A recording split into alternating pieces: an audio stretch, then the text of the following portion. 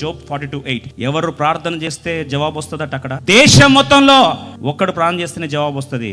Eliphaz, 3 friends తీసుకొని రా, నీ ప్రార్థన మనవి వినాలంటే యోబును మాత్రము నేనేం చేస్తా, అంగీకరిస్తా. అంటే యోబు కాకుండా ఎవరు ప్రేయర్ చేసినా అంగీకరించను, ఇంక్లూడింగ్ యోబు భార్య.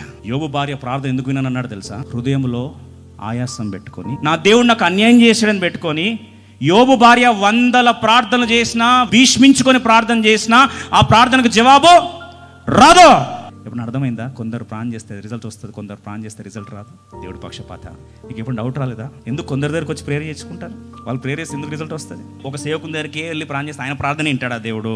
మన ప్రార్థన వినడా? సకల సర్వ శరీరులు నీకు మొరపెట్టతారని బైబిల్లో వేస్ట్. ఇంకా వచ్చినాం. అందరూ ప్రార్థన చేస్తే వాళ్ళకి జవాబు రాంది, ఈయనకి ప్రేయర్ చేస్తే ఎందుకు వస్తుంది?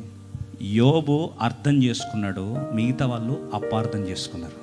మనసులో ఆయాసం పెట్టుకొని ప్రార్థన చేస్తే ఆ వ్యక్తి ప్రార్థన దేవుడు వినడు.